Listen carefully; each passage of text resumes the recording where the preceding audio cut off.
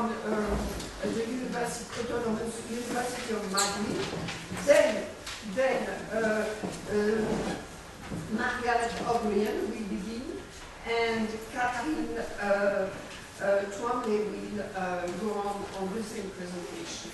And finally, Diane-Gabrielle Trembley will be on Skype with us.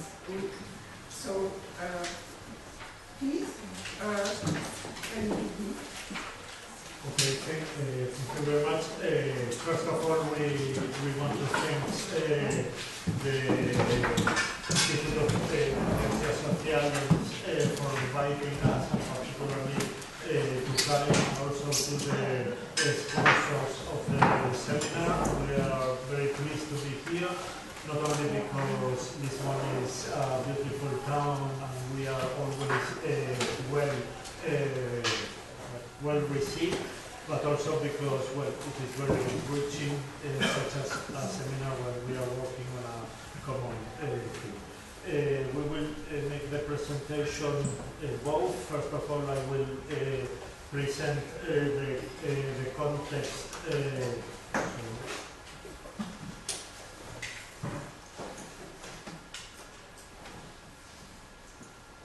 First of all, I will present the structural context where Spanish fathers decide if they take a leave or not.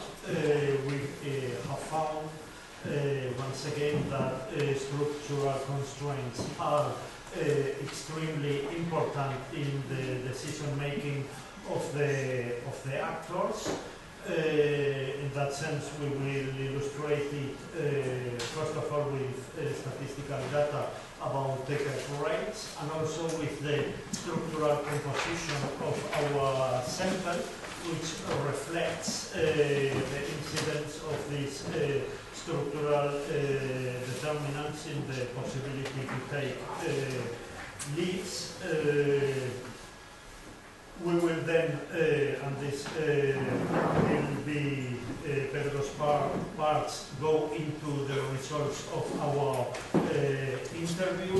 Why do men, when there is no policy objective that men take solo the leave, even though there are men who take profit of the possibilities that the system of leaves makes them possible to take it. We will see that the composition of our sample is very different from that of the northern countries, because for the main characteristic of our sample is that they are, in brackets, blue collars, not professional and highly educated people. We will analyze the reaction by the social network where they are embedded, employers, colleagues, and family and friends. Some characteristics of the caregiver role building process. Finally, summarize some of the results that we have found till the moment.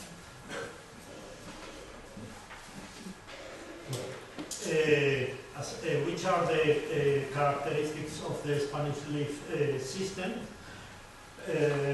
As I said, the main characteristic is that it doesn't promote that men take a leave alone for a long time, but there are several leaves that enable that men can take a leave for at least 1 month, when they mostly combine some of the different possibilities that there are present. That means that they have to plan, they must be aware that there are several types of leaves, and they have to plan explicitly to take a leave for a longer period. It is not promoted by the state, nor by the public discussions, nor by the different social movements. It must be a strategy which comes from individuals themselves to take use of the system. That means that the profile of the people who take it is in some sense very special, very unlikely, very different from the case of the father quota in the Nordic countries, where there is all a cultural and legal system which promotes. That doesn't mean that there is no paternity leave, because during the socialist 8-year government before the economic crisis, it was introduced a law explicitly directed to promote gender equality in all the spheres of the society, among others, in the sphere of the working life, and they introduced a paternity leave which was highly promoted, but it was introduced only for 2 weeks, very well funded, because it is funded fully paid by the social security, and in the collective agreements and in the public sector they negotiated an improvement of this paternity leave so that some people can take till 4 weeks of paternity leave. The legislation is also very flexible, so that they can take in every moment between the birth of the child and the ending of maternity leave, but what is perceived as natural is that they take after birth of the child, that means but at the same time as the mother. So even if there is an instrument which promotes that men take maternity leave, unlike Portugal, there is no bonus, which is an advertisement, men take it solo. There is no bonus that promotes men taking leave alone. Then there is the traditional maternity leave, where many years ago, I think it was 1989, so more than 25 years ago, that men can take the possibility to take part of the maternity leave. In Spain it is the time compulsory by the European Union, 16 weeks, 16 weeks, 6 compulsory for the women, so men can take till 10 weeks if the woman transfers to him. That means it is a resource for women who has to allow and to give it to women. It's not an individual. Then we have something special, which is a breastfeeding break of 2.5 hours, which can be by collective agreements or in the public sectors. It can be summed up to full days and to full weeks. That means that for people working in the private sectors, it is 2 more maternity leave weeks, or for the public sectors, 4 weeks more of paternity leave. And we will see that in the composition of our solo many leave, many have used this kind of leave to care for the child alone, because it is 4 weeks they can sum up to the paternity leave, or eventually to that one given by the woman of the maternity leave. And we will say that that is taken even by police guards, which is an important part of our sample. Then these 3 types of leaves are very generous in the sense that they are 100% fully paid, so that they are attractive for the people because they don't lose money. Unlike this, we have then the proper parental leave, which can be used by men, women, shared, very flexible in use, full-time, part-time, some weeks or weeks broken over the time till the child is 3 years old, which is extremely flexible. In that sense, it comes to the needs for the families, but it's fully unpaid.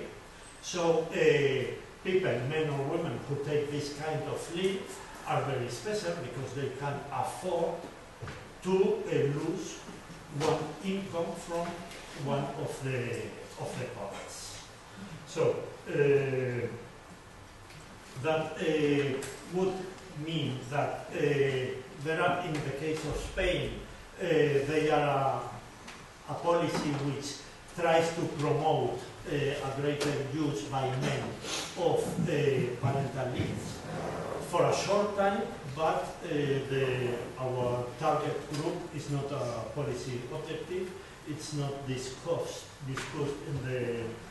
neither in the parliament nor in the media nor in the social discussion. Here some data about the proportion of men who take the different kind of leaves. In the case of maternity leave, we see that only around 1.7% of men take part of the maternity leave. This is not very much, but if we look at the last 5 years, it means 33,000 men, which is, well, it is not a high proportion, but it is quite a high number of fathers who have taken it.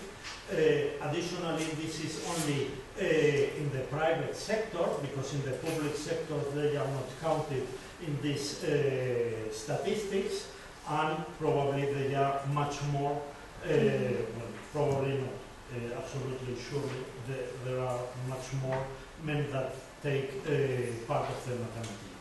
Then the paternity leave introduced in 2007 was a great success.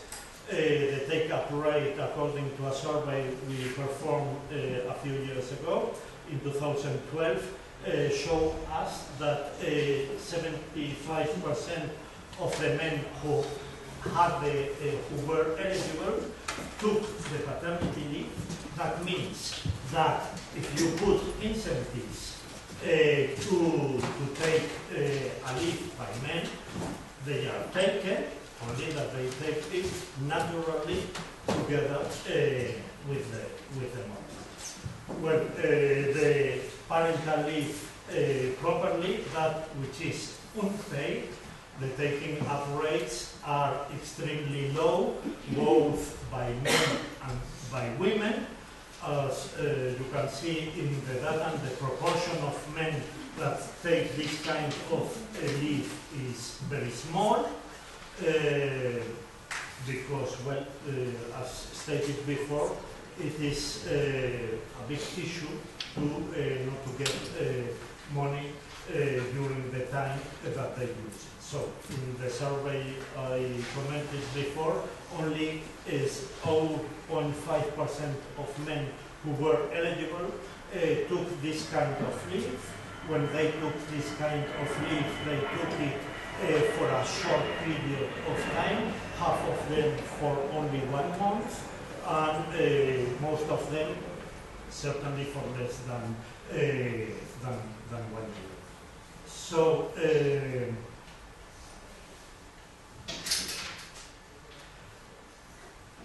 what is the composition of our sample?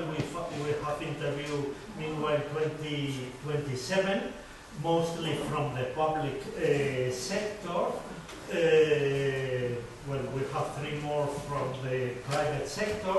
As we have not read data to contrast if this is representative or not, because, well, we have not data about the involvement of public sector workers. But the composition of our sample, as I said before, is mostly administrative people who have taken a combination of the different kind of leaves in order to have at least 1 month. In most cases it is, well, 1 month, 1.5 months, 3 months, the maximum of time they have taken the leave, and during the first year of the child. So, what is the experience of the fathers? Will tell you. Okay.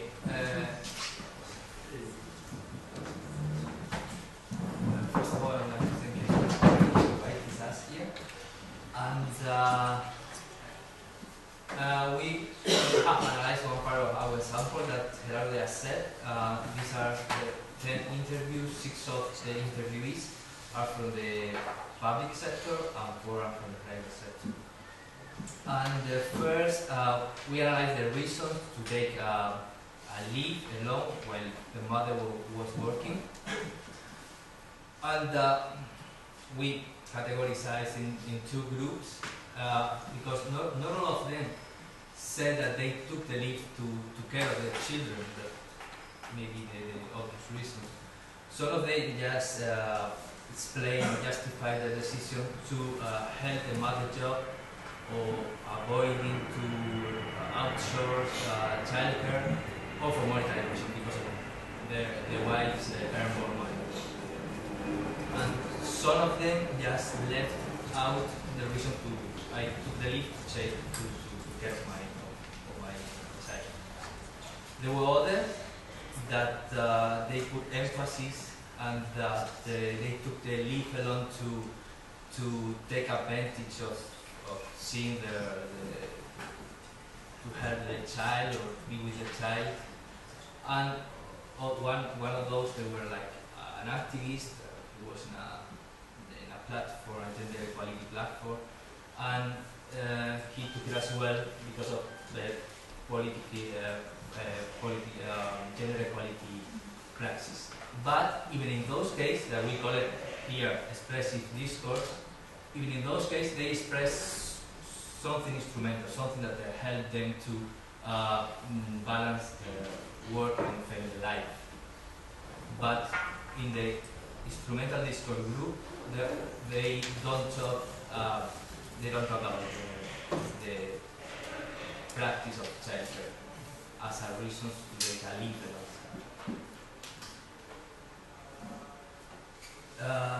Then we analyze as well the process to ask for the leave, or how was the process with the superiors in the workplace, and most of them they were like a neutral. Maybe they were not so happy, but they didn't put any inconvenience to take the leave as they wanted. In other cases, they suggest to take it another way. It's illegal. The workers, the fathers, they propose like a legal option, but some superiors just suggest maybe you can, you want to be in your place, maybe you can change your shift, or you can take a part-time leave instead of a full-time leave. But when they say no, because this doesn't work to me with my planification, it doesn't work. So they didn't go further. We got one case that he took a part-time leave because they suggest that they could lose their job because if he was on leave, the position could be removed. Even in line of flu, we seen as well threats. It's obvious that we don't see many threats because we only look for successful cases, people who has been on parental leave alone, but this is what we found. Then, comparing to the previous presentation, that the thing that I noticed when I was analyzing the interviews, that in most of our cases, there is like the necessity of explaining themselves why they have taken a leave alone. That's what Gerardo said, that we don't have any policy that promotes fathers to be alone with their children. So they notice like surprise in their environment. Most of them, they were shocked because there were people talking about them, people that don't even know them. They knew about the case like something new, and they explain the reason that the people that were surprised, they explain like they are ignorant, they don't know that we can do this, or they are old-fashioned people, or they have conservative ideologies. Some of them explains that the environment, the social environment, expected that they were going to take the lead because they said that they were like a strong character, they are pioneering for other things, not only for taking leads, so it was expected because of this. As well, we have found like admiration comments, or someone said in the presentation where the pride to take a lead alone as well. And in some of the cases they were like indifferent as well. And the explanation of this indifference, it was because it's an ordinary thing, that something that you can do and there is no problem, it's like a normal thing as well. And some others like they explain that they are not significant, they are not relevant in the job, so they are taken into account when they take it a leave or not. About the role, here we have found like two main roles when there is a group of fathers that we call it like a dependent caregivers, that if they could have the possibility to share the leave, not because of the policies, but because of all the reasons, they could take it together with the wife, and they took it along, but they suffer. They suffer because it's a lot of work that they are not prepared, and they wish to be with someone else to help them out. But there are others as well that they are, and this is curious because, for example, all the independent caregivers, they were active in the couple decision making. So they were proposing, they were suggesting to the partner to be on the alone, all of them, and they express that they feel better when they are taking care of their children because they got they get experience in another way, in a better way, and they have like a more meaningful role. Dependent caregivers, they would prefer to be with the partner, and they usually spread like exhaustion, insecurity, something that actually that was really when I was seeing some of the quotes, they were so similar about the insecurity, like the baby is a little thing, that you don't know what is going to happen, and they get really stressed because of that. So that was quite similar in this group of fathers.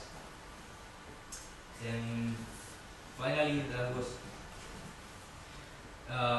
in our script. There were two questions. What about the reasons that I commented previously? Another that what are the advantages to take a leave? Now that you have taken it, what is you can say to all the fathers. About the reasons, always the work and family balance, the instrumental reasons, they're always present. But when you talk about the advantages, it's more about the child bonds, to be with the children, to see their smile, to see them, all these kind of experiences, but they don't talk about the work and family balance too, possibility. At the same time, there was a reason to take it from most all of them, but they don't express it as an advantage. Finally, just to sum up, some of the main preliminary reasons in the case of Spain, and as has been said, Spanish regulation doesn't promote fathers to take a leave alone, even though it's possible, as Gerardo said, because of breastfeeding rate and maternity leave, 10 weeks of maternity leave, that can be transferred to the fathers, but they don't promote it. So using a leave alone is an extremely rare decision, and only fathers who really want to do it that way, and they have to plan it before as well to take it. They need it or they want it to do it.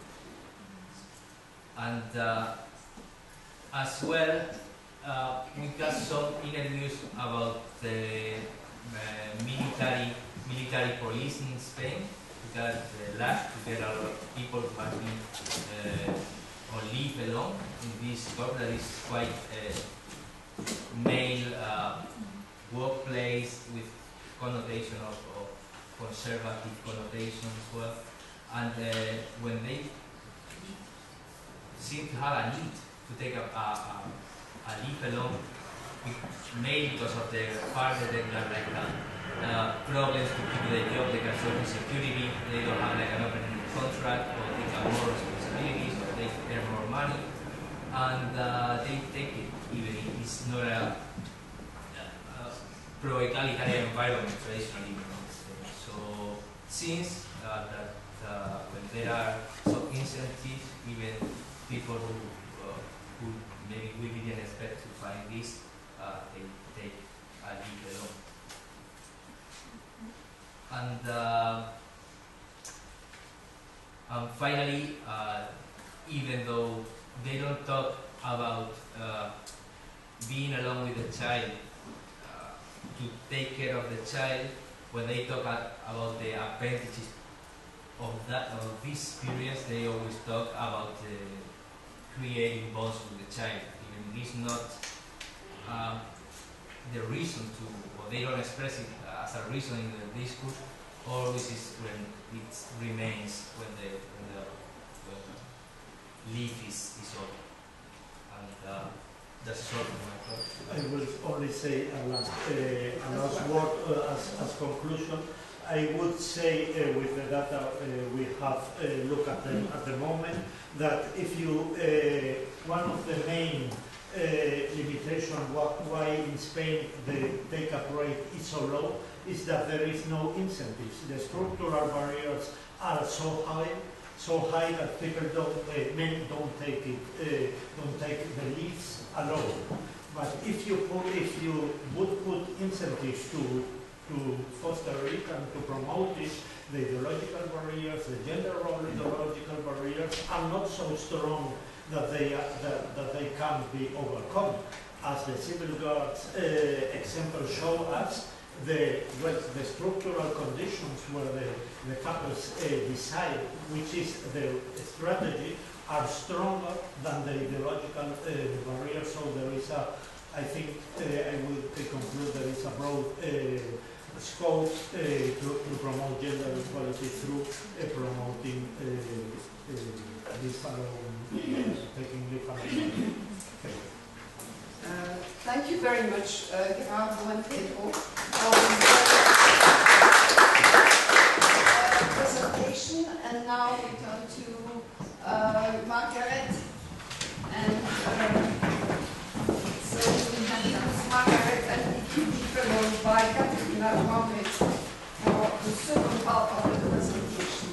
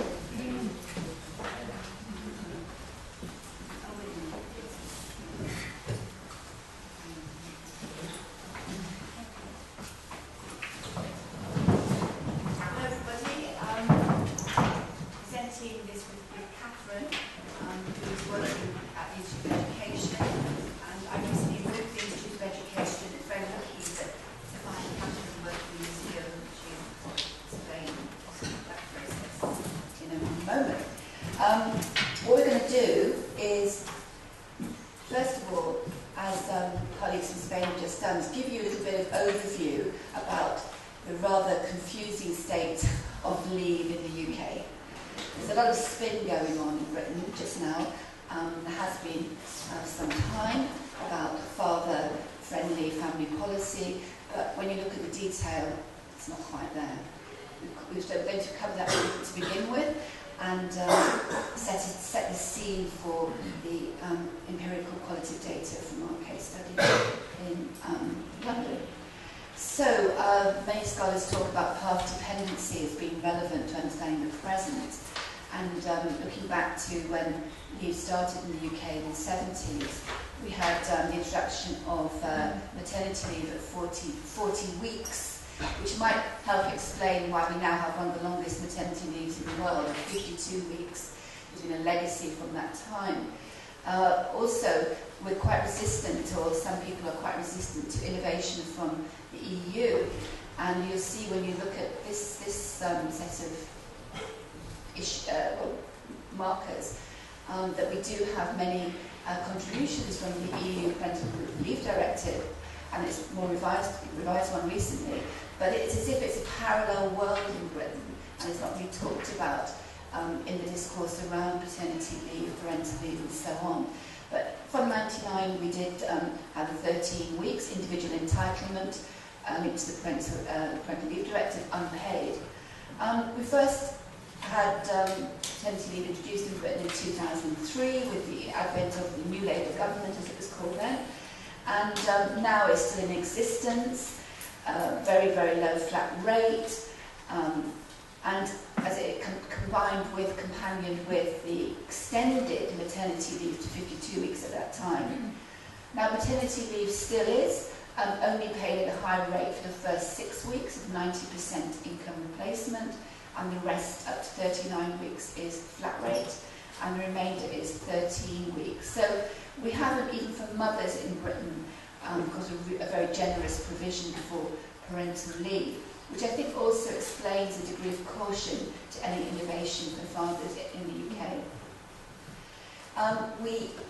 Along with the new Labour innovation in 2011, we've, and the data that we're going to refer to in response to this particular provision, we had the introduction of additional paternity leave, as it's called, the word paternity leave rather than parental leave. But essentially, this is a transfer provision, transfer designed the same way as Spain, which allows mothers to give up some of their leave to fathers, but only after 20 weeks, after 20 weeks since the child has been born, and it's paid for a period between 20 and 39 weeks. If the man takes it for longer, he's unpaid. So it's a maternal transfer provision, but it's called additional paternity leave, and there's a lot of hype about that at the time. In 2013, we did have the additional, the revised directive implemented in Britain. So they've been increased from 13 to 18 weeks, individual entitlement, unpaid to fathers. You wouldn't know that happened in Britain. You would not, there was no discussion about it by the minister dealing with parental leave and work-life balance. And in parallel, the minister was dealing with this new provision that we've got now, is going to be implemented very soon, which is called shared parental leave. Essentially, I'll just show you a bit about some of the discourse on that in a moment, but essentially, shared parental leave is very similar to additional paternity leave, but it's called shared parental leave. And it allows mothers, as the writing here goes, writings from the bill, if mothers choose to end their leave and pay or allow to an early end. So the mother ideally has a choice. She wants to stop being on maternity leave at an early period. Parents can share the balance of remaining leave and pay. And it's called shared parental leave. And actually, the difference is this is allowed from 2 weeks after the baby is born. So the innovation, if one wants to call it that, is that mothers can give away maternity leave from 2 weeks rather than 20 weeks after the baby is born. Okay, so just want to backtrack a bit on this, because We did in the UK have rather, well, we had good hopes that there may be a whole revision of parental leave, written in the line, modernising and so on, when the coalition government came in 2010. And there was this document called Modern Workplaces, which actually attempted to reconfigure the UK rather archaic leave system, reduce maternity leave from 52 to 18, retain paternity leave, but actually do something more interesting with the remaining maternity leave, relabel it, have ring-fenced individual entitlement for mother and father in the Nordic term, that never happened, but no new money. So, as I just said before, at the moment maternity leave is paid for 39 weeks, 6 of which are high income replacement. That would have been retained in this model, but at least there would have been some individual entitlements in there. So, through various political manoeuvrings, lobbying, not least actually from many feminist lobbyists who are concerned about women losing maternity rights and privileges, this didn't happen. And instead, we had the Children and Families Bill, retention of maternity leave as I've described. So we've got maternity leave for 52 weeks, paternity leave, but instead of additional paternity leave, we've got this shared parental leave, replacing the APL. So the other aspect to additional paternity leave was that mothers had to return to work for the father to be able to use it. Whereas the innovation with shared parental leave is mothers do not need to return to the labour market. Instead, they can just give an intention to return. So what we have in Britain, and indeed there's a feeling in the country, I think, that we actually have a modern, flexible, shared parental leave system, but when you look behind the architecture, it actually isn't that very different to the past. So we have no provision for an individual non-transferable paid entitlement, such as a daddy month. We have the EU parental leave provision, but it's unpaid at an individual entitlement level. Instead of a proposal to extend paternity leave or create non-transferable periods, that there is discussion about increasing paternity leave from 2 to 6 weeks, so that's been delayed, and some extra payment.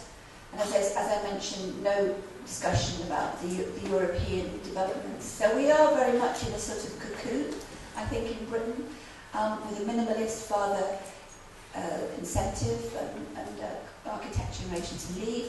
But at the same time, there's a great wish, we do see from our surveys, to be more involved in the early years. And just to give you some national data before we go into the qualitative material, the survey that was recently carried out on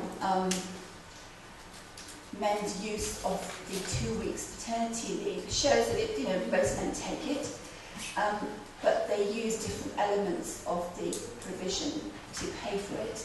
And some indeed still have to use unpaid leave and so on. Most take 2 weeks, but some take less, and some slightly more, some take more. And there's the usual patterning that we find in the literature that there's higher take-up by men in the public sector, there's family arrangements, and in large private sector organisations. And indeed, many organisations now in the private sector that are a bit more wealthy are giving top-ups, which retain high school men where it's needed.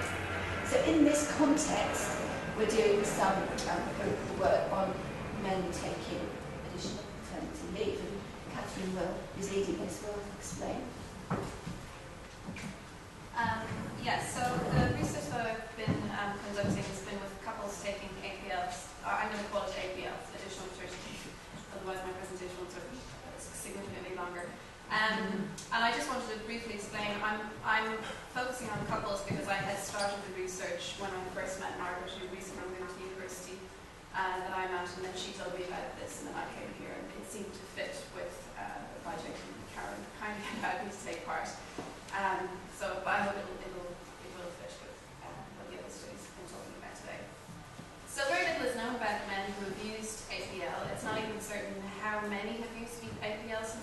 introduction, but estimates released by the UK Trade Union Congress, which are not necessarily very trustworthy, are that less than 1% of those eligible are taking APL, so it's a very low take-up rate.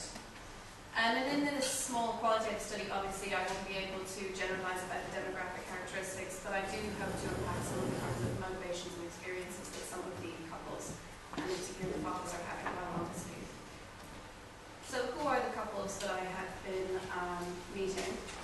Well, so far I've recruited 6 heterosexual couples, but only completed data collection with 3, but started data collection from all. Briefly about recruitment, I recruited 3 women through a UK national website called the Mumsnet, which is an online discussion forum and network for parents in the UK. One father I found through a local fathers group in my area in London. He was the only father in that group who was on APL, or who took APL. They meet in the evenings in a local club, unlike the mother's group that meets during the day and accommodating kids. One father I found through the National Childbirth Trust, which is a large UK organisation that organises antenatal classes. And the final couple I found through a Google search while searching for general information on APL. I found a man who was keeping a blog about his experiences, and then he and his wife agreed to take part in the study. So that was just to say that half the couples the recruitment went through the mother and half the couples the recruitment went through the father. The couples are broadly speaking middle class, each with a university education, but their income levels are quite divergent. I don't have detailed demographic information for all of them, so I don't have it at the table because I give out a survey after the final interview and I haven't finished the data collection. Half the couples are from the UK, 2 of the couples are from Europe, 1 from France, 1 from Sweden, Poland, and 1 from Australia. And in terms of their leave-taking patterns, 2 couples share their leave 50-50, so 6 months each. The mother took the 0 to 6, and the father took the 6 to 12 months. In 3 couples, the woman took the first 9 months, and the father then took 3. And in 1 couple, the mother took 6, and then the father took 3. So I've done, I'm conducting a couple interview and then an individual interview with the father, an individual interview with the mother. I've been observing the fathers on leave, and I'm hoping to observe also the mothers on leave, but I've been catching the couples just when the mother's starting work, so that hasn't happened yet. And then they keep a reflexive diary for a week of the same period as well. In terms of the conceptual framework, in designing the study I drew on following theoretical positions that gender is relational and therefore what is masculine is in particular is often defined by that which is not feminine. I was interested therefore in drawing out participants' understandings of masculinity and femininity, and that's also part of my reasoning about recruiting both men and women. 2, the intimacy is a mediating factor in couples' gender roles and in the quest to become more equal. This is based on my previous research with couples where I found that women were willing to ignore instances of inequality if they felt loved. 3, that intimacy and intimate relationships shape a couple's ability to co-parent, and the perceptions of equality and fairness can, on the other hand, increase relationship stability. So looking at the mechanisms of how and what instance that kind of relationship works, along with what it means to be equal for these participants and barriers they face in trying to achieve such a thing, indeed, if they are trying to achieve that. And for the cultural constructions of gender shape the ability of parents to parent differently, so around this idea of doing and undoing gender. So, the framing of APL as a transfer of leave from the mother to her partner or the father of the child, I argue, is having influenced how couples approach the decision to take leave in the first place. So in order for the man to take leave, an administrative procedure must take place, whereby she proves she has returned to work for him to then be able to initiate his leave. The couples in this study followed the logic of this policy framing in that women were considered to be those who gave leave to their partners or who initiated conversations as the purveyors of leave taking. So, for example, Anka told me while discussing her motivations, I wanted to give my husband a chance to experience how it is to stay at home with a little baby. And Margaret, for example, said, I was really happy that she wanted to share her leave. Such a framing solidifies gender and parenting roles, whereby the woman apparently has control of the decision to leave while also positioning her as properly the taker of leave. Research from the US has reported men avoiding taking leave simply constructed for fear of stealing leave from the mother. None of the men reported in this, however, reported this probably since, in fact, they did end up taking the leave. But there are overlaps, I think, with this research and the idea of it, it's a leave being per leave.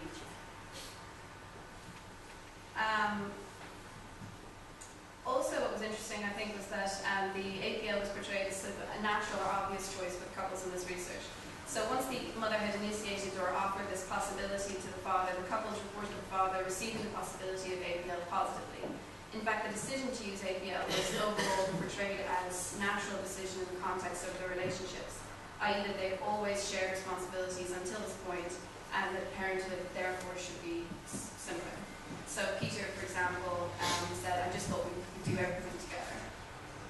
Peter is the father who's from Sweden, and he also partly explained the obviousness of the choice to take APL by the fact that such leave is quite common in his home country. So he said, because I'm from Sweden, it felt very natural for me. In Sweden, we've had this paternity leave, we've shared parental leave for so long, it's kind of been my culture already, etc., etc. Peter was unusual in having peers who had taken paternity leave alone. In general, the couples reported little public knowledge of APL.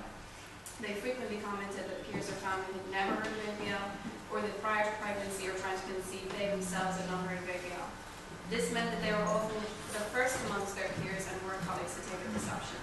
Women talked about feeling proud of their partners for taking leave, and spoke of them as kind of role models of these peers, which they often normalised in practice. For example, Anka, who's Peter's wife, said, I actually felt quite proud, she's Polish, when we decided. I remember sometimes my friends on Facebook, I saw one photo that, men think that maternity leave is like a holiday. And there were lots of comments like, yeah, men don't know when they come home and they expect everything to be ready. It's not so easy.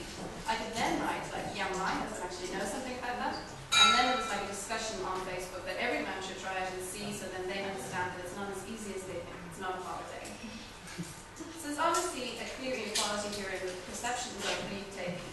In this context where it is so rare for men to take leave alone, women were never, nor are in general, commended for taking leave, nor for looking after their child.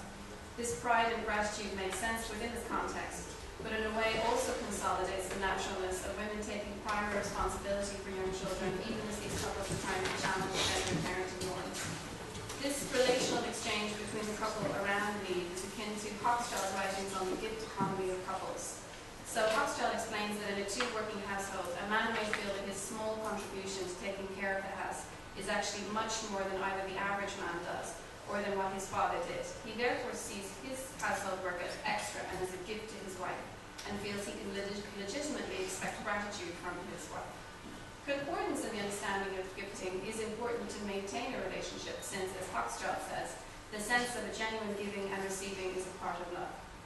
The couples in my study appear to be configuring APL as a sort of gift exchange. The woman gives her husband the opportunity to take APL, and he gives her father involvement by taking it.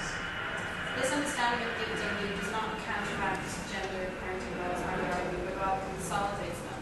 It emanates both from the structure of leave as transferable from the mother to her partner, and from the broader context where men taking leave is unusual. However, as Hochschild argues, changes in the broader culture also shift the many tiny mental baselines that undergird a person's sense of a gift. And this was evident in the couple's narratives. So they both formulated the leave as a gift exchange and challenged their own constructions of this gift exchange. For example, after being asked whether she and her husband, John, would consider taking APL again if they had another child, Evie told me, I think it's up to John to decide whether we want to do that or not. I'm happy to give it a go this time, it's not necessarily his battle. I think he found it harder than we expected. But if he felt that it was impacting on his career or something, then yeah. But then another part of me thinks, well, it impacts on women's careers, doesn't it? So I'm not sure. It depends on his reasons. And then I said, what reason would be okay? She said, I don't know. I can't actually think of any reason. No, I don't think he would be happy if he said no. It would be worse had he just never tried it. But even now he has. Yeah, sorry, no, I can't really think of any reason. It's hard, isn't it? So you can see that Evie both felt it was good that John had taken APL, but also challenged herself in constructing his leave taking as good, or as his choice, or as a favour to her. She had a lot of sympathy for John's difficulties while on leave, but recognised that these difficulties were normal for women, just not expected by John. And so then just briefly, obviously the finances in taking are obviously an important consideration. So in taking the decision to take leave, the financial situation, because there's such a low remuneration In the 6 to 9 months, there's this very small basic pay, and then in the 9 to 12 months, there's no pay. And then in context, overall in the UK, men tend to earn more than women, so on average, a man taking his leave is more costly to a couple. Where the man makes significantly more than the woman, the cost is even greater. So the couples that obviously take in careful consideration of the financial implications of taking leave, they all recognise that their particular situation, either where the woman earned more than the man or where they both earned similar salaries that covered all of them, facilitated their ability to take this leave. But none felt that this explained their decision to take APL. So now I'm going to talk more about their experiences of APL. A lot of this is drawn from diaries and observations. So observations of fathers on leave demonstrate the humdrum banality of life with a baby, whatever the sex of the carer. The most time and effort was spent on feeding and trying to make babies sleep, with fathers entering into long and detailed conversations with me about the various whims and particularities of their babies, along with how they attempted to arrange some order on the day while also following their child's lead. For example, the following is an extract from an observation with Jason. So Jason told me his daily dilemma is whether he would let his son sleep or wake him for an activity. He knows his son will enjoy the activity, but then he needs to sleep too, and maybe he will be unhappy if woken up. This conversation went on for several minutes, I haven't transcribed it all. I observed fathers participating in a range of activities beyond simply care work, and men also detailed the many and varied activities which they engaged in during leave. These included swimming classes, musical groups, parent and baby rhyme time events, and visiting the local playground. I also watched fathers reading and playing with their children in their homes. Fathers enjoyed these activities, but also expressed orderly times and described leave periods more difficult than anticipated, with far less personal time than any hoped. So I didn't observe any mothers, so I can't compare, but fathers themselves did compare. The main difference, other than the age of the baby, because the mothers all took leave in the 0 to 6 months period, being that they had a smaller social network than their wives or partners. This led some men to express feelings of isolation. So, for example, Peter told me, while I was observing him, Peter chats while the TV is on, says he feels lonely sometimes as there are no other men. He's approached men at rhyme time, none were on APL, also tried to form a dance group with other men from work, none of whom took APL, says he was the first in his company. Despite these difficulties, fathers expressed an overall positive experience of leave. In part, such a study may preclude fathers who did not have such a positive experience, but I would say that I observed fathers weary and tired as well as enthusiastic and upbeat. John, for example, expressed multiple difficulties with his young baby, who refused to sleep in her cot during the day and in fact would only sleep while carried in a sling as he walks, something I can empathise with. This meant that he never actually had any downtime during his leave, since for every nap he was walking around, and while she was awake, she demanded attention. He describes feeling severe fatigue while on leave, feelings of frustration, and particularly the beginning of his leave of incapability. His wife Edie told me that her experience of leave were also marked by this particular proclivity of their baby, but that it had been worse for John since during the 6 to 12 month period, or rather it was 9 to 12, and the baby was far more mobile. So dealing with the reaction of others was another theme that came out. So other research has shown that there was a particular study that was conducted in the US with 88 stay-at-home family fathers. They found that 40% of participants reported experience of low religious stigma, with 70% attributing that to stay-at-home mothers and a large number experiencing stigma in playground settings. Fathers in this study reported some mixed reactions in general, but a positive response from mothers at parent and baby groups. One of the fathers, Jason, reported hanging out with a group of mothers his wife had met while she was on leave, though conceded that his relationship with them was not as close as his wife's. He and his wife, Kylie, commented on the oddity of this, given that other contexts in their lives were far less gendered, and that Jason has other circles of friends which are primarily female, but where gender is less apparent. Although not identified by the participants, it may be that the embodied aspect of early parenthood that creates this divide between mothers and fathers. In the first year after birth, mothers are recovering from birth, witnessing changes in their body from pre and post-pregnancy, and some are breastfeeding. Fathers are also experiencing bodily changes, as studies in psychobiology points out, but they've had very different out-of-body relationship to the baby in pregnancy and birth. Jason briefly touched on this when discussing his first meeting with the mothers group, where they talked about breastfeeding, which made him slightly uncomfortable. Leaving aside fathers' relationships with other mothers on leave, couples broadly speaking reported positive reactions from family, peers and work colleagues, but there were some negative reactions. Peter, for example, wrote in his diary, "I even lost one of my friends during my time on APL. He thought I was leeching on benefits. I told him I'm just taking the remainder of my wife's maternity pay, but he's very conventional. I think he's a traditionalist." This was the most extreme example of a hostile reaction. Others reported that friends or family appeared to react defensively on hearing about the couple's decision to take APL. For example, by listing the reasons why they couldn't possibly have taken APL. But in general, they said, that it was a good thing, and they thought they were proud of these men who having left. I haven't discussed work on the whole, and men also talked about largely positive reactions from work, although there was some sort of less positive. Whatever the reaction though, whether positive or negative, they did have a tendency other people tend to other the couple and make them seem exceptional, which some of the couples enjoyed feeling like role models and others felt sort of uncomfortably different. So emerging concluding thoughts, and I stress that it's emerging. The structure of APL impacts on or perhaps solidifies gendered ideas of parenting which the couples find difficult to escape from. The proposed shared leave, I imagine, is unlikely to change this because it continues with this idea of the mother giving her leave or transferring her leave to the father or partner. The decision to take leave is embedded in the intimate relations between the couple. Leave, this seems to be constructed as a gift, and it's taken up by couples who already hold egalitarian values which are intrinsic to their ideals of intimacy. So I didn't really talk too much to that point, but when the couples talked about the kinds of values that they had about their relationship, strongly within that was this idea of equality and fairness. And men's experiences of leave are shaped by the unusualness of men taking APL, and this left both feelings of pride and isolation. Thank you very much.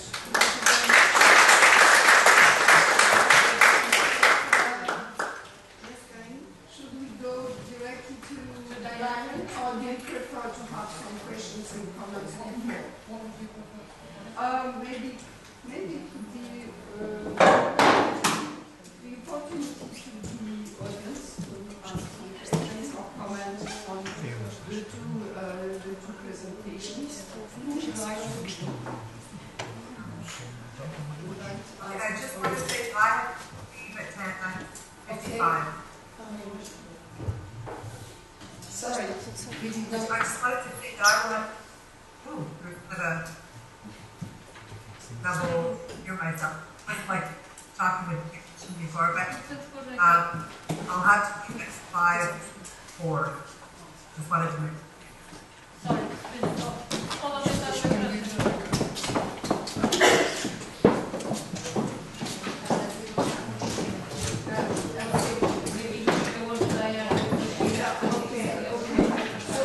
On Diane, and then we will have the opportunity after to comment and ask questions. Thank you.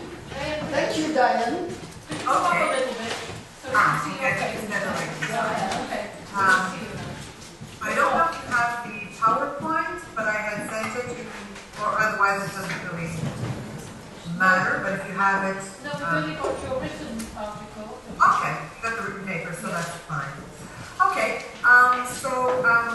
well, first of all, I would have liked to be there in Lisbon with you. It certainly would be nice. But I want to thank Karen for being able to at least listen to the two previous presentations and participate at least through Skype. And I'll look forward to seeing most of you in the fall. So the paper actually picks up on a research that we have been doing over the last 7 or 8 months, I think now, that we have pretty much finished, but we have just kind of written up a preliminary report recently, and I wrote up the paper on the basis of that report, and that's why I didn't have time yet to have it translated. In the beginning of the paper, there's a bit of a literature review.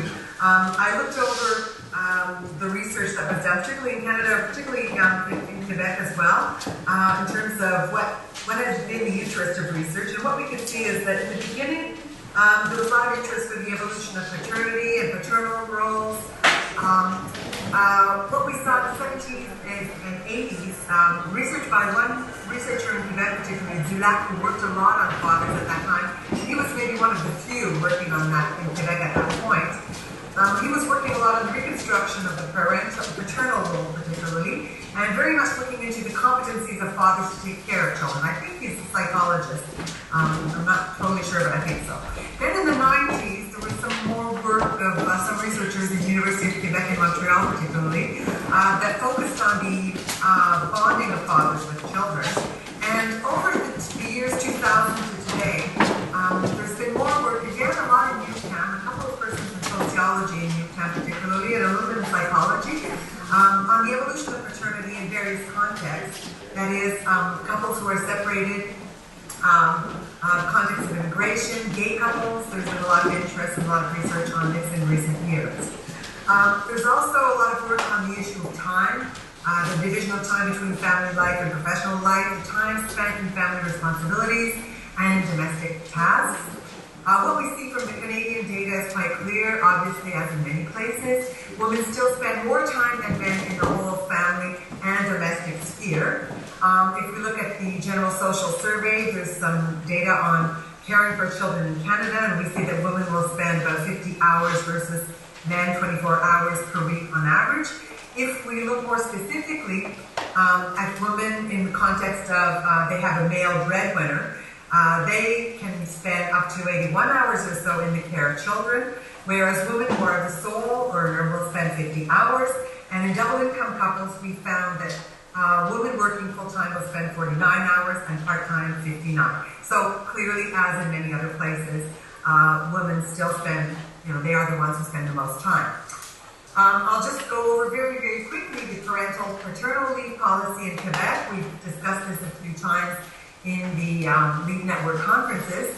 What we find in Quebec at the moment, the new parental leave policy that we've had since 2006. In this context, fathers can take 3 or 5 weeks of non-transferable paternity leave. We find that 75% of fathers actually take the longer leave, that is, paid a little bit less. Initially, there was this idea of having 3 weeks because maybe fathers who don't want to give up as much income would prefer this shorter leave where they have a higher percentage of their income which is paid to them in paternity benefits. So in any case, we find that fathers do want to take more time. They can then share the parental leave with the mothers, and we found the QPIP, Quebec Parental Insurance Plan, indicates that in 2013, on average, fathers took 13 weeks. The previous years, it was actually 7 weeks. We find that 80% of fathers, therefore, take leave, and it's quite clear that there's been an important change from 2006 to today, within 8 years. In 2005, before this change, before there was this non-transferable leave, Quebec fathers, as other Canadian fathers, could take part of the leave, which was a 1-year leave, so they could even take 6 months if they wanted to. We found at that time that only about 20% of Quebec fathers took some part of the leave. It was about 11 to 14% in Canada, depending on the years from 2000 to 2005 or so. The definition of, I looked over a little bit the definition of paternal involvement. Obviously, it's quite difficult to define. There's various definitions, but we wanted to look at this a little bit in terms of our interviews to maybe define a little bit more precisely what are we looking at. We found that there were different elements such as the time spent with the child, the nature of the relation, obviously quite a lot of accent on taking care of the child, and also Forget, an author in Quebec, really defined paternal involvement in terms of participation and preoccupation of the father for the physical, psychological, and social development of the child. So we had a questionnaire that pretty much looked over these different dimensions. We started this research after Karen's presentation about a year ago, I think. And so our survey is really based on that that presentation that she had done.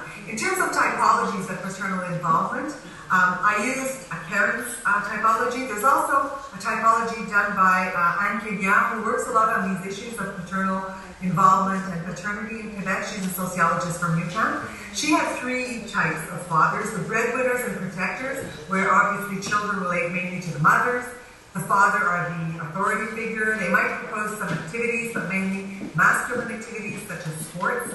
They often have long hours, and of course, very often in these cases, there's a stay-at-home mom. Then she defined a second category, which was the postmodern fathers. There, in this case, the relation with the child is very important.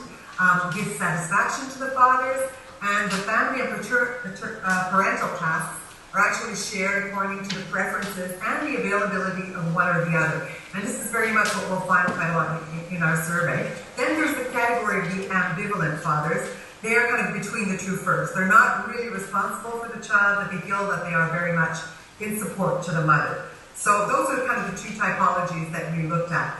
Karen's typology of constrained fathers, where there's a third person who helps. Also the other category of fathers who really have a fundamental break. They are still in a support position, but an important break in the paternal role. She also had the other two categories, which we found more of in our group.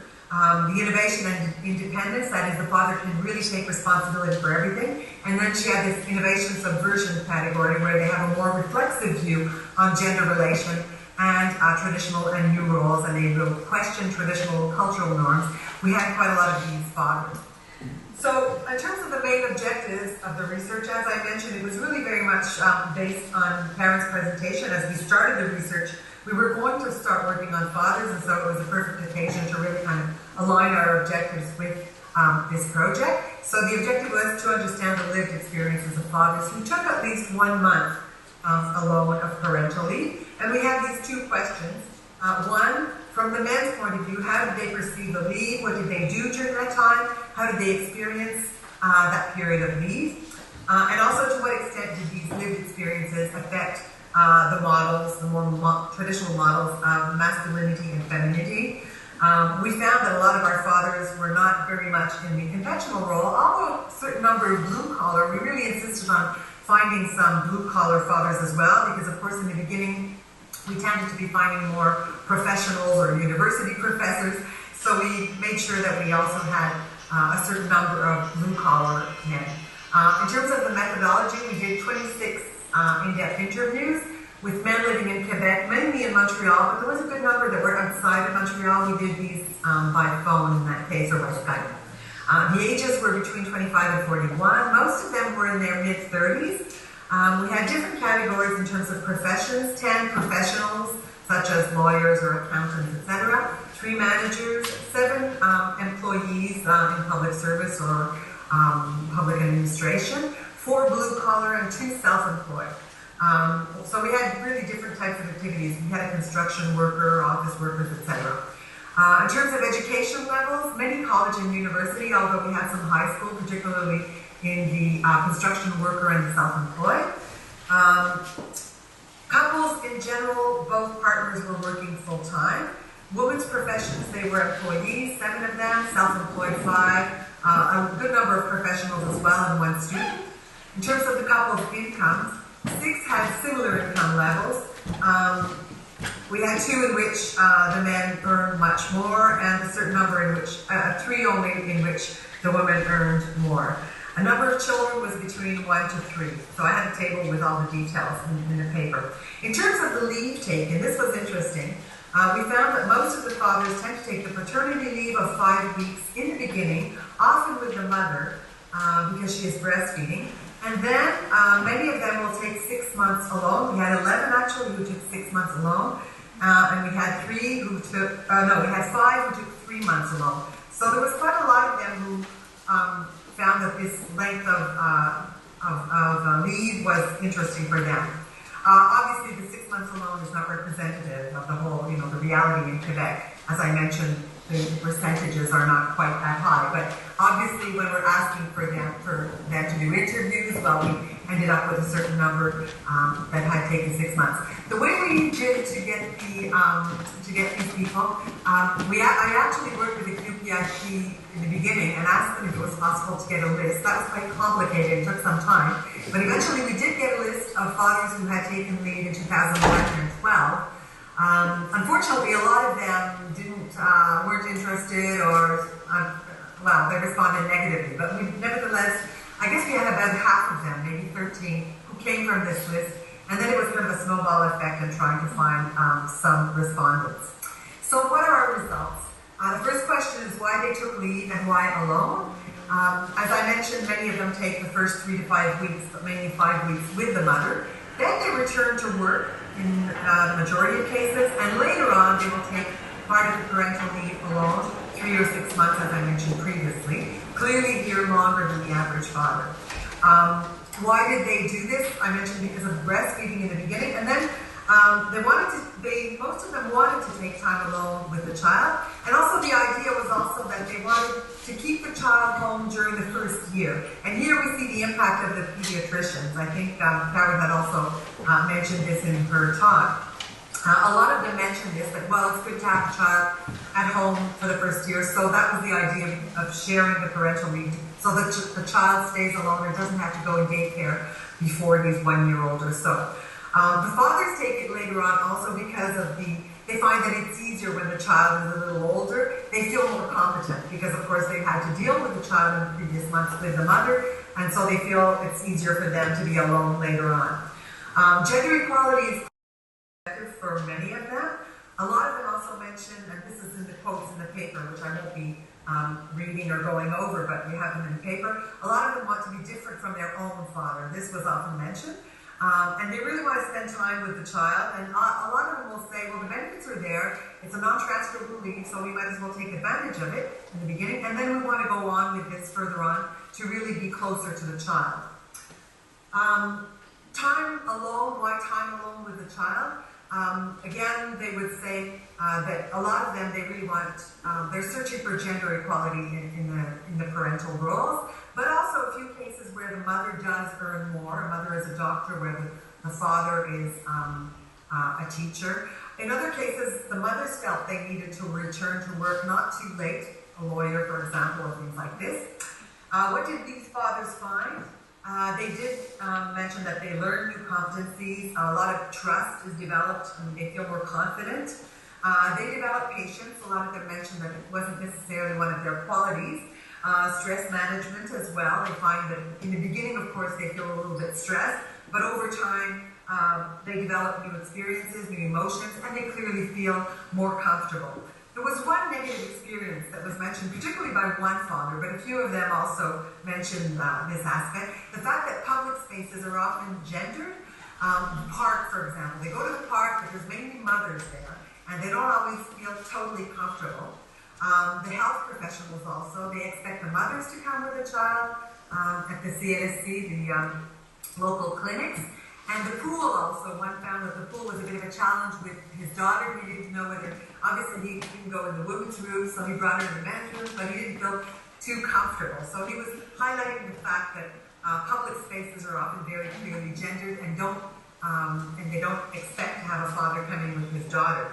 And in this context, this was particularly interesting because we added this in the title, the fact that many fathers become militant fathers, and they really kind of request their right to be in these places as fathers, and they want to be seen as fathers and consider that they really have a right, and that the public sphere should adapt itself to the fact that they will be there. Some of them also went to some places where it's possible for fathers to be together, some cafes or something like this, where it's specifically organized for fathers, but in general they found that they were often with mothers. Working during leave. This was one of the questions that was often put forward, and some people, even in unions, sometimes were saying, oh, well, some of the fathers, they're at home, they're taking leave, but are they really being with the child? We found a few cases of fathers working during the leave, but really most fathers were definitely very, very concentrated on the child's need, on the child's education. Some of them worked a few hours a week when the child was sleeping, especially the self-employed, but also some of the managers or some of the professionals. They would go and do their email and check on what was happening at work. Some did light construction or reorganize the house a little bit while on leave, although actually when they were alone, I think there was 2 of them, they really realized that they needed really a lot of time for the child. So the perspective of reorganizing the house or doing some light construction, they kind of abandoned this idea. One father went to work 1 day a week, but really most of them cut completely from the work environment, and not as surprising, even some professionals and one professor actually seemed to have cut quite clearly from the work environment. So there was a certain identity change. Clearly they remain identified to their work, they know they're going back, but there was a bit of a development of a new carer identity, and that was quite important for them. I looked over the processes that Katherine had put in her paper. That is not in my paper, but I looked over the data to compare a little bit with Katherine's 6 processes. Where I see the big difference is in the first process, that is a negotiation with employers, partners, or the state. I expected, and I was really asking questions on negotiations with employers, expecting that there might have been some difficulties. In another research, I had seen some difficulties in some cases, and also the QPIP, they also did a survey, and they found that some fathers have to negotiate, not necessarily taking the leave as such, but when they take the leave and the length of the leave particularly. But what I found in our 26 fathers, well, in their cases, they had a little negotiation with the employers. Really, they said that in their work environment, paternity leave is really seen as a right. A few of them mentioned that there was a bit of a negotiation on timing, that is, was that the right time, the appropriate time, if it wasn't a time where the business was, where their activity was too busy in the company or something. Some employers might have said, well, you know, could you delay a month or start earlier or take it at this time? And a little bit of discussion on the length, especially when they took 6 months. But in most cases, it wasn't very, very present. There was one case where the father mentioned that he really had a difficult discussion, which could have, you know, which came close to a negotiation.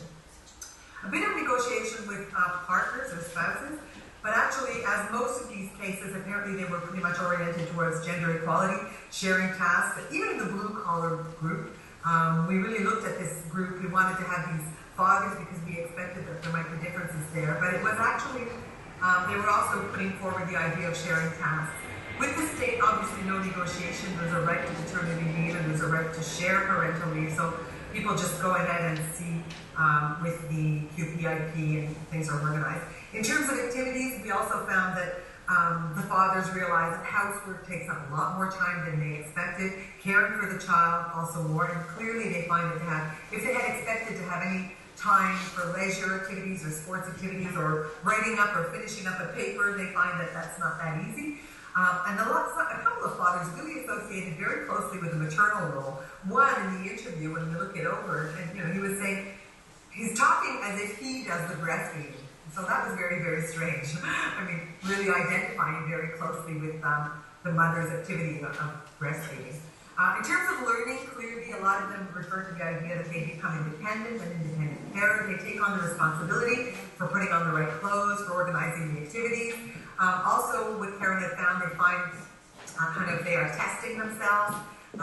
It's quite challenging in the public space, as I mentioned, in parks and pools, but they often find that that's an interesting discovery for them. They challenge themselves and they realize, yes, that they can do all these things, and that they can present themselves in the health sector, for example, with their child, with their daughter, even if it is a little bit challenging there. So there is a bit of moving away from the preconceived male and female roles. In terms of emotions, we also found similar things to what Karen had found, that is, most of them expressing pleasure, satisfaction, confidence in themselves, proximity, affection, and maybe a little bit of these elements they would put forward, and they said that sometimes the family, their own parents or spouses' parents, were often a little bit surprised, but they found that these were important elements. They also found that they were sometimes somewhat more tired than they had expected. So to conclude, in the conclusion of the paper, I returned to Karen's typology, and I said, I found that we didn't find in our interviews any constrained fathers, but I'm sure there are some, of course, if we had all the fathers in Quebec. We didn't find that many who were in the fundamental break category, that is, still a support, but a bit of a break in the paternal role. We found much more of the other categories. Obviously, of course, this is not a representative survey, and the fathers who come forward maybe a little bit more in the other types of categories. So we definitely had fathers who were in the category of innovation and independence, that is, that they can really take responsibility for everything, and they put this forward. Also, a good number of them who had a reflexive view on the gender relations, traditional and new roles, even in the blue collars. In those categories, the construction sector, for example, it may seem a little bit surprising because those sectors are still, I find that they're often still expecting that the mothers assume these activities. And we added this category of innovating militant fathers who are really requesting to be recognized as such in the public sphere as fathers, and they really expect, they go forward in the pools particularly. Of course, in the parks they can't request anything from anybody, but in the pools, for example, they say, well, maybe there should be a place specifically for fathers with children or whatever. So there's a diversity of experiences in father caring alone, mostly really very, very positive. They put forward the idea that a lot of learning, a lot of new experiences, and they really enjoyed this and they would do it again. What factors favor this kind of militant profile or subversion profile? There's clearly a desire for active parenthood. A lot of them don't want to be like their own father, the absent father. They really want to take things on their own, and they want to do it in their own way. So that's why also they really took this time alone, because they often mention the fact that when they were with the mother, of course she would say, oh well, it should be done like this, should be done like this. So they appreciated being on their own and doing things their own way. In a lot of those cases, of course, the importance of the family, professionals, managers, and of course they're very involved in their work, but they really put forward the idea that for them family is very important. And there's clearly this proactive behavior on their part. They really want to be a good father, and they put in the effort that is necessary for that. And we could say that they're, of course, mainly egalitarian couples to a certain extent. Although when the mother does come home from work at the end of the day, there are some things sometimes that are left for her to be done. So I'll conclude on that.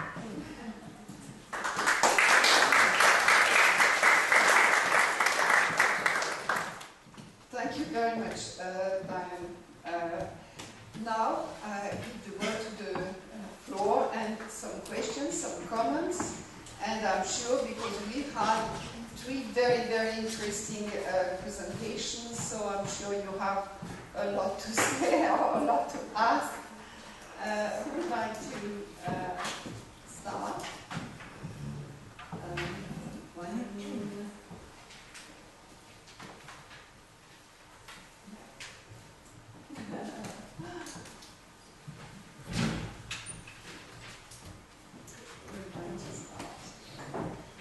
Yes, Katherine? I have a question for Diane. Yes. Thank you, Diane. That was extremely interesting.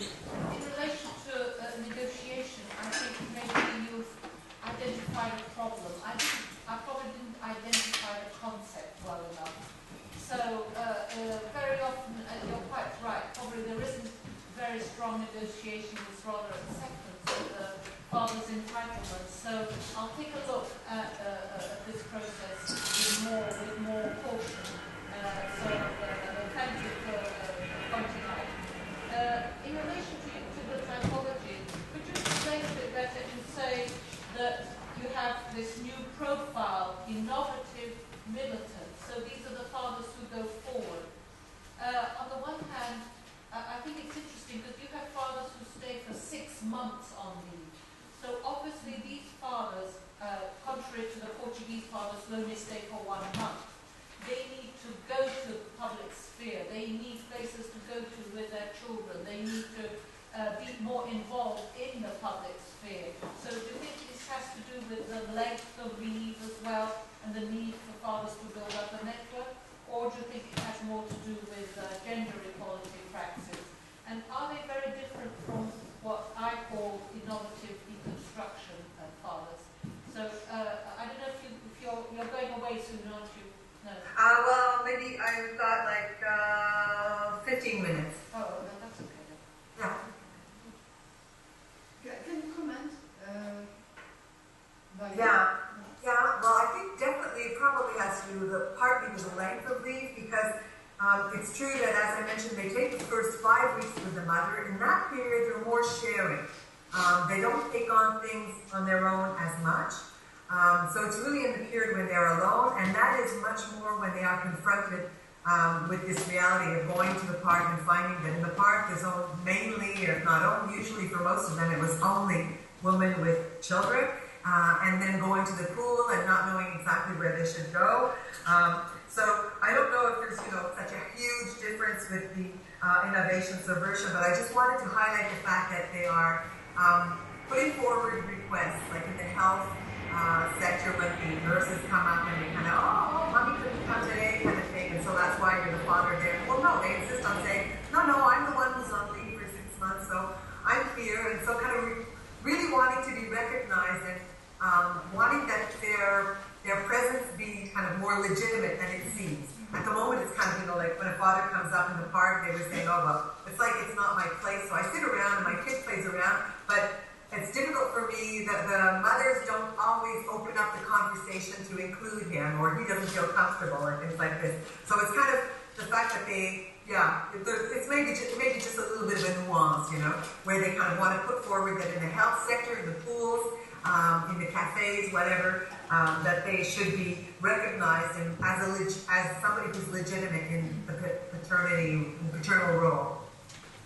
And I think, as I mentioned, the length of leaves, therefore, clearly has an impact, because in a period of just 4 or 5 weeks, it might not have happened, but even more so, given the fact that often these 3 to 5 weeks are taken at the same time as the mother. So the change really comes much later on. Thank you very much. Now, Ellen Kwamde from Norway. Yes, this is a question to Margaret and Katherine. You mentioned in your talk that there was some feminist lobbying in connection with the introduction of these policies. I didn't quite get what was the question when the feminist lobbying went on. And I would also, I'm interested in what are the different stands on parental leave and parental leave for fathers amongst the political parties in Britain, and amongst the trade unions and the employers' organisation. So, Okay. Feminist lobby. Feminists are a heterogeneous group. yeah. And I did skip over that. The information in feminist groups that are concerned about maternal privilege. And there was a particular group from the Maternity Alliance who are very strongly, well, they're pro-mothers, but feminists in a feminist way. And I think that the idea of, as they put it, taking away from mothers to give to fathers in a time of economic austerity is very risky to women's position in the labour market, they argue. And it was quite a powerful argument at the time, because there have been, particularly in the private sector in Britain, concerns about what happens to women's jobs when they return from maternity leave. Are they more vulnerable to redundancy and so on? So it wasn't an unsettling time to introduce the innovation. Many of the ideas of the innovation that we have to be implementing were actually developed in the New Labour period, because Peter Moss and I were involved in a group that developed the ideas with the Equality and Human Rights Commission. And I think the timing wasn't quite right, because the recession came in and there were anxieties from that particular group that did link with the legacy of our long maternal leave, the pathway dependency, cultural, socio-economic context of women in Britain.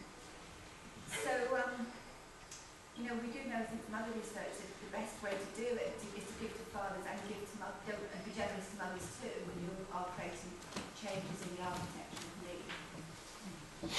On the current situation in political parties, we have an election Thursday, which many of us have across Europe, and then in Britain there's a general election in 2015. We have one political party, a nationalist party, that's arguing for the abolition of paternity leave, and that's Nigel Farage's party, from Liverpool. Katherine, can you remember the name? UKIP, United Kingdom Independence Party. Very anti-Europe. Anti-Europe party, and I only heard this week that they are arguing against maternity leave and that the argument should be abolished. I haven't seen the rationale. Maybe there isn't one. They're not very coherent. At the current time, there is the development of manifestos for all the other political parties, and my understanding in meetings that I've been involved in is that nurseries and childcare will be the big issue rather than parental leave. So extending early childcare and provision, which is not so strong in Britain, will be a priority. And I think there is still confusion about the shared parental leave issue. It's as if, on one level, people believe we've got a sort of modern European set of measures, but actually we haven't. And I think the terminology of shared parental leave has created a culture of men are doing more, or they've got options to actually be more engaged in leave. And I think there's a very big difference in work in that new context. Thank you very much. Thank you, Margaret. Now, Andrea Ducey from Canada.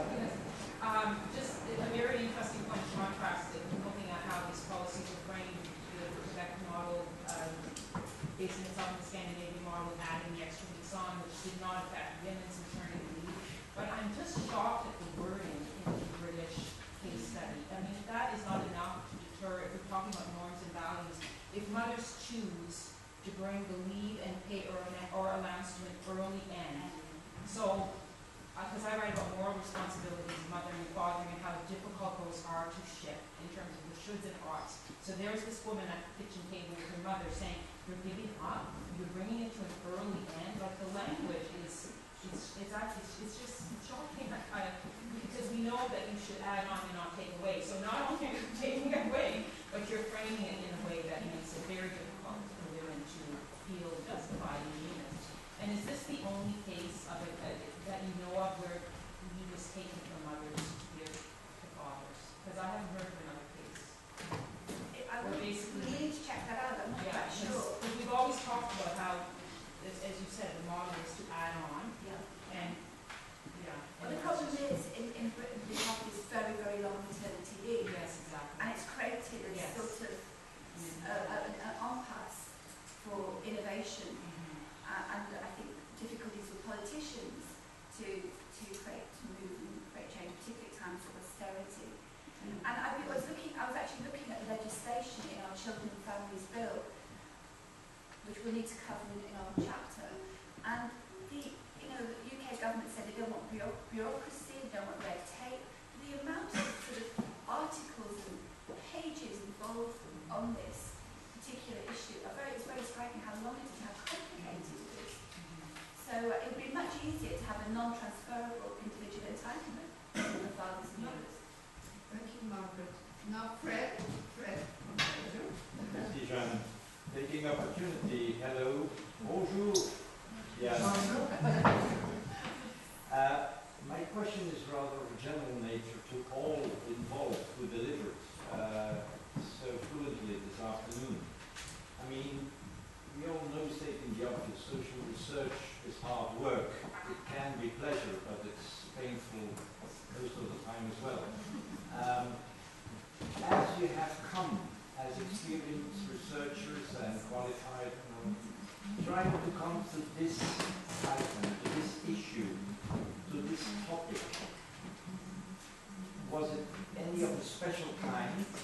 Did it bring to you different challenges, different problems, or was it business as usual to apply your skills and expertise to research topic? Or is this something, if you're trying to get this is innovative work, this is rather new ground?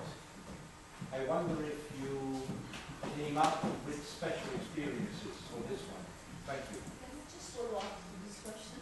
Yes, because someone is waiting. Oh, sorry, no, yes, sorry. that's Yes, of course. I mean, I had the similar reflection now in terms of the research by Margaret and me on including couples instead of just fathers, which I thought this is great and it's a hard thing to do. At the same time, I was wondering, what did you learn more than what we heard about the fathers alone interviews. So what was this couple perspective bringing in? And what is the, for everyone, in fact the question would be, we are making a comparative research and we make it very clear that it's institutions and policies context, and that's the comparative benchmark that you are looking at.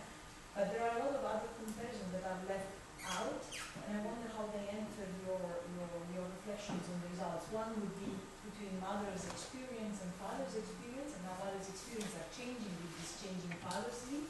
That we didn't discuss here, but I'm sure it has to. I mean, there were some tears, mothers in tears, other mothers who were fighting to have their leave and not to leave it up. We're interested in comparison also across classes, we mentioned that, or even between fathers who are in intact families, which is the majority of the cases we discussed, and fathers who are non-intact family, or take intact as brackets. So maybe you can reflect on that. Maybe I give, because Margaret was waiting for a comment. Is it in line with, more or less? Or yes, okay, please, Margaret.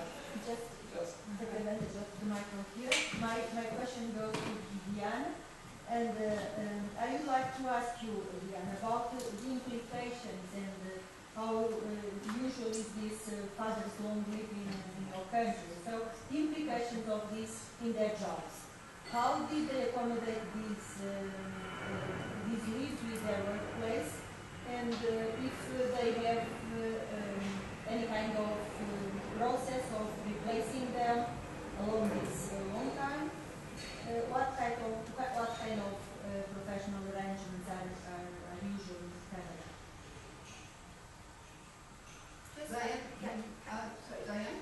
Okay, yeah. In terms of the implication in the job, of course, it depends on the job category and maybe on the length of the leave.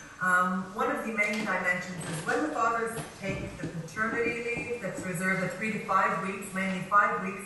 In most of those cases, there's no replacement, unless, of course, it's a job where you deal with the public. Well, then somebody else will come in, but it's not seen as specifically replacing this person. For example, in the police sector, on which I worked separately previously, a lot of if the policemen, are absent for a certain period, 3 to 5 weeks, well, it's just somebody else who takes on that shift, so it changes a bit.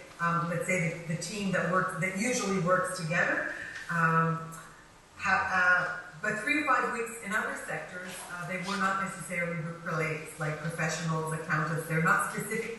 The company doesn't hire anybody, so there's no increase in costs.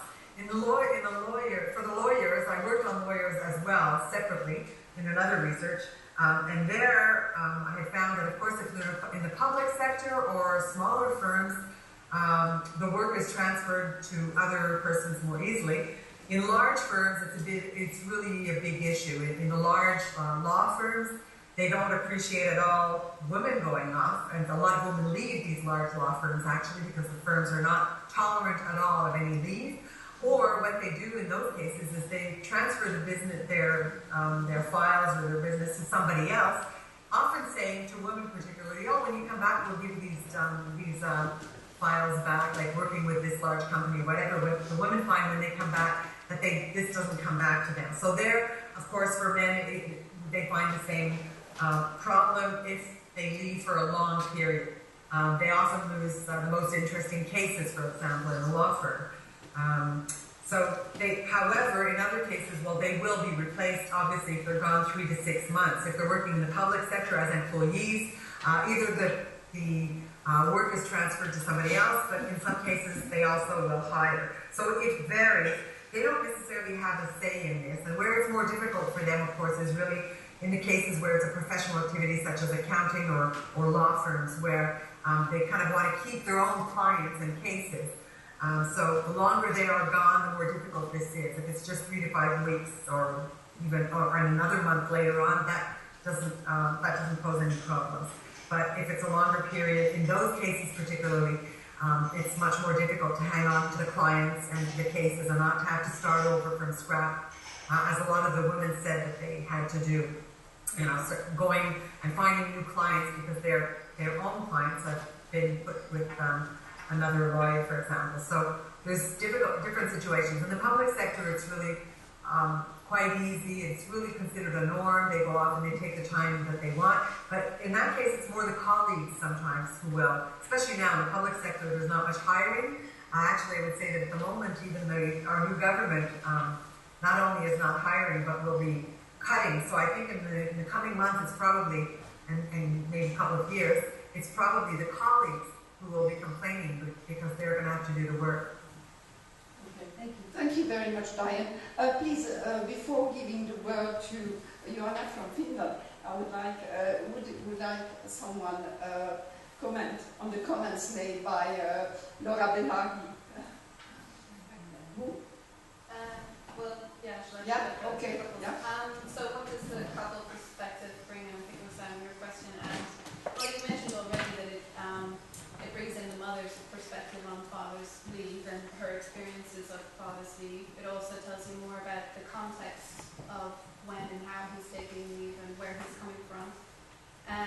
I think the mothers also tell you things that the men aren't going to necessarily tell you about their experiences, for example. So, well, just one example is that one of the mothers told me about an argument that the couple had about the study and about participation in the study and how the man didn't really want to take part in the study, was kind of pushed into taking part in the study. So that was kind of the context for me about the kind of data that he's giving me and of his participation in the study.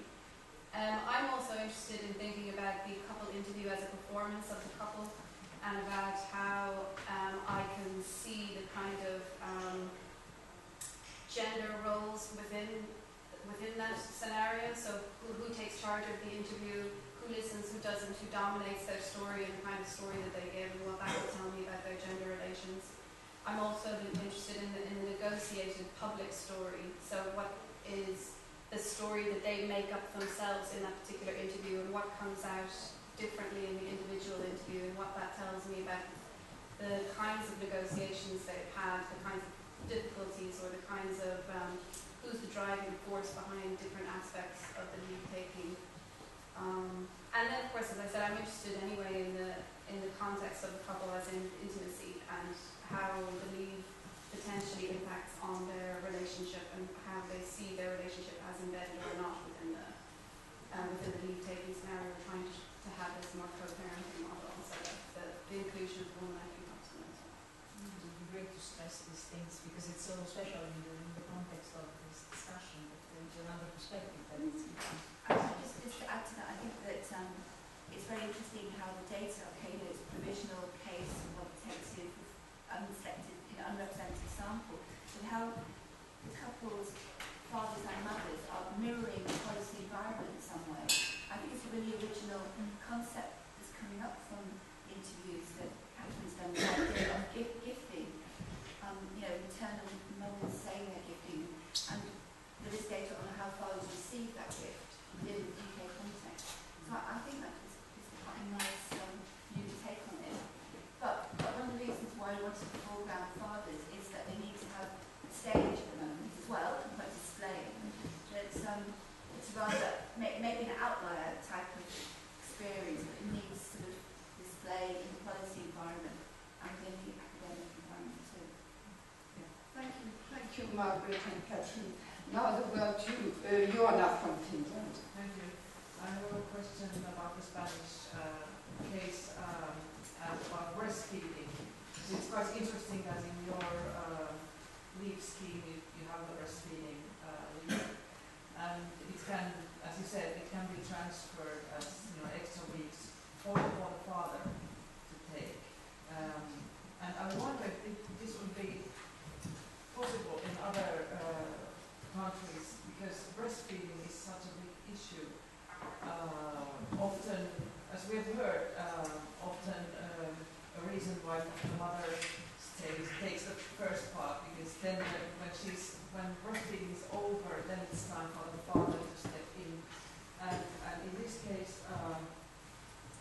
the child is about 4 months old at that point when the mother returns to work, if I understood correctly.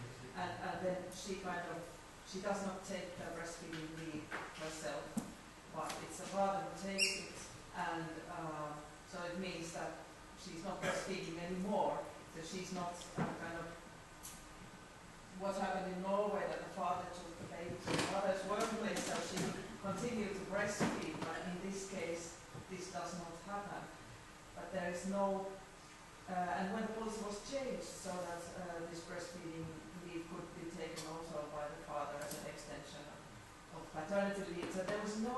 kind of moral panic about how mothers will stop breastfeeding too early and how bad it is for the baby or anything like this? Well, there has been discussion about the usefulness of this kind of leave, because in fact it is not a leave. It is just that you can take 2 half-an-hours a day to breastfeed. So you can do it if you live in a town with 2,000, 10,000 inhabitants. But in most cities it's impossible because there is no possibility to bring the baby to the working place of the woman. So most of the women will have no empirical data, but that is the common sense as it is perceived. Most women who return to work after maternity leave can continue to breastfeed. Only very special cases they will be using this kind of breastfeeding. In fact, this leave was... I'm going to have to leave because I've got the phone call now. Okay? Bye. Nice for having me on Skype. Goodbye. Thank you very much, Diane. Thank you very much. But this leave was only for women till 2012, when somebody, I think it was a single girl, who claimed to the European Court in Strasbourg, and it was ruled as as against fundamental rights, so that men should have also right to this kind of breastfeeding, and it was brought afterwards to the Spanish court. It went to the Supreme Court, and the argument was the same. Well, now it is not necessarily anymore to breastfeed the child after the 4th month. So the right to breastfeed has to be also a right for the men. And they were forced either to suppress the leave or to acknowledge the right also to men. And they decided to extend the right to men and to consider it mostly as as a leave additional either to maternity leave or to paternity leave, or as a leave in itself sum up to in order to take care of the child. And in that sense, well, it is quite surprising the way they argue in that direction. Thank you very much. Thank you, Gerardo. Thank you very much. Katherine? Yes, well, I have 3 questions. One for Gerardo.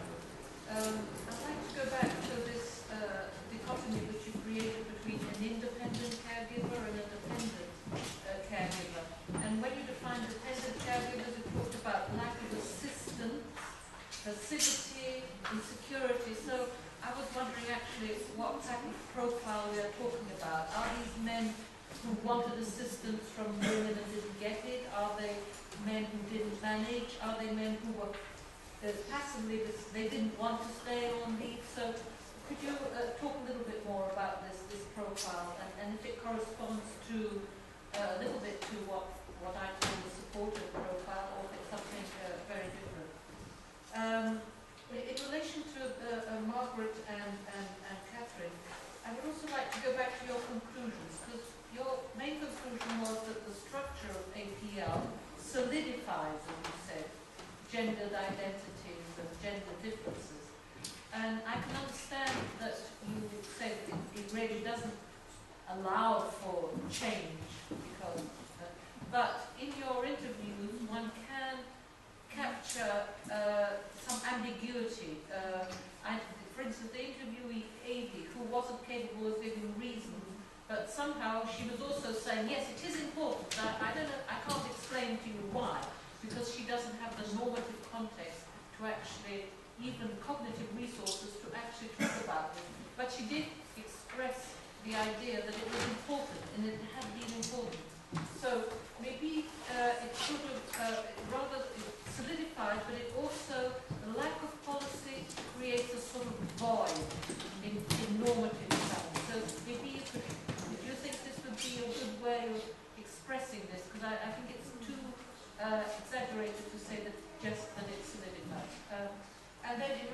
to Laura's question, yes, there are a lot of other comparative issues, and the mothers and fathers do emerge, but we're well focused on fathers. But we really are trying to build in some comparison across social class through educational levels and the different sectors of employment. And I think this is important because we can see that we're going beyond the idea that, for example, that blue-collar workers are systematically more conservative or when they go on leave. So this is one aspect which we are trying to build in. But we're looking at intact families, we're not looking at divorced families. So I would say that apart from cross-national country comparison, we're also trying to look at this social diversity within our families. Thank you. Now, Sophie, okay, sorry. Sorry. Yeah, yeah. Yes, it's another question for Gerardo and Pedro.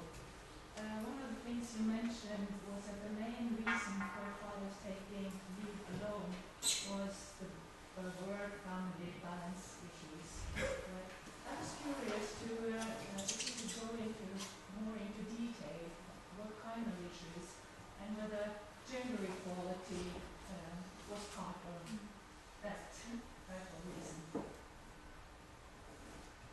And if someone could answer the question of Fred did not receive real. Okay. Sorry. Yeah. Okay. Well, I will first answer the question of Perry and the question of the Kirby, but I will give the word to Pedro.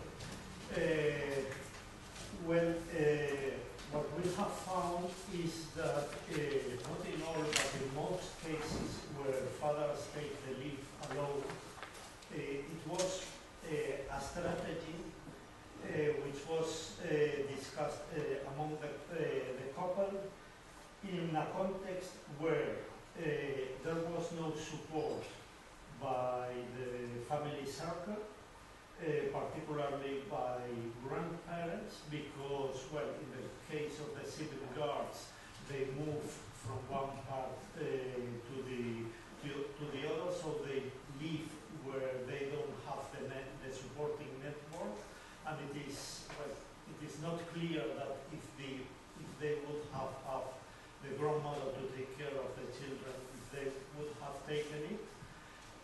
So it was some kind of alternative resource to the grandmother, but also in the context that they don't want to bring the child, as we have heard in other cases, too early to a child care center. So that it was a consensus among the couple that they wanted to delay at the maximum till they brought the child to a child care center. And this together with the economic situation and situation in the labor market of both couples, because two dominant profiles, not the only ones, but two dominant profiles were the man earns less than the woman, and so it would fit to that qualitative goal of keeping longer the child at home, or because the work and the income of the woman, of the partner, would be in question, either because she is self-employed or because she has an unstable working condition. So this was a strategy for balancing family and working life, where you put goals of quality of care with the resources with which you can count to take care of the children. Thank you, Gerardo. We are running out of time, so the last questions. Maria? No, okay. Okay, okay. You want to comment? Okay, and then we have to Okay, stop. I'll try to do I'm this short. supposed to be Another 5 minutes. 5 minutes? Okay. Okay, some of the clue, as Gerardo said, the strategy of these independent fathers was to enlarge the leave as much as possible, but if they could have the possibility to be both in their place the same amount of time together, they would do it. And these heterogeneous fathers, these independent fathers, there are some of them that there was the wife, the partner, who asked them to, why don't you take this leave? And they do it, but of course they need it, but it was suggested by the partner. And yeah, it's heterogeneous in that sense because there are others that are active and they wanted to help the mother. That's the main reason.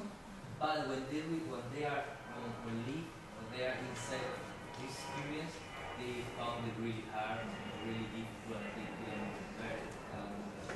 They complain that they could have it's not the same to be with the mother, that you are more secure. And I think that it's the idea of the supportive fathers, that you can help with some things that the wife tells you. Can you do this for me? Yes. But to be alone is like, in this sense, it would be similar to support. So how did they manage? Finally, they get used to it. At the beginning, they lost their hair, and there was one case that was really hard. They lost their hair. They had a really anxious, stressful problem. And 4 kilos. He lost 4 kilos. He thought he couldn't make it, but finally he made it, and he was proud. And I said, at least I survived. And he expressed a very, she will understand the word, or those components. A very macho expression, because I am a macho, I could do it. Thank you. So we have 5 minutes more, because Katherine said we started a little later than it was. Sorry. Yes? Maybe Katherine wants to talk about it. Yeah, I'll just quickly respond to Karen's point. Thank you for that comment. Maybe I need to be a bit more nuanced in that emerging concluding thought. But I would say what I was trying to say, or perhaps more accurately, is that the APL framing of transfer is not helpful and poses some challenges and reflects gendered ideas of parenting. The actual provision of leave helps, I suppose, counteract gendered norms. Thank you. Thank you. So maybe the last question, Virginia from Portugal. Yeah, I wonder if you are aware of in any of the countries that we studied here of any men's groups or trade union or self-help group that proactively promote the taking of leaves by men. I think Katherine mentioned the existence of one. It was a sort of a community fathers group, and they weren't taking leave. But there is the what's the name of that fathers' rights group in the UK? Fathers for Justice. It's Fathers for Justice. But they're not really focused on leave, they're focused on separation. There is one in Spain, I thought. That's focusing specifically on leave, and Portugal too. For parental equality rather than leave. For equal rights to leave, in the case of Spain, and we have one in the interview. The problems when you interview these persons, where you find them very expressive, they don't belong to the common experience. They are, in that sense, outliers. But in the Spanish case, they have become quite powerful because a few months ago there was a parliamentary commission who studied the question of balancing working and family lives. They were invited to present their reasons and their view, and at the conclusions of the commission, they argue in direction of what they was defending. In fact, at the end, and I think it will be translated perhaps into law, because the government want also to reform the law. in direction to a policy where the paternity leave is as long as maternity. Stepwise, but in any case, the direction is to make paternity longer, ever longer, the same as maternity. So thank you very much, because we are 4:10, and maybe it's time to break. Thank you very much.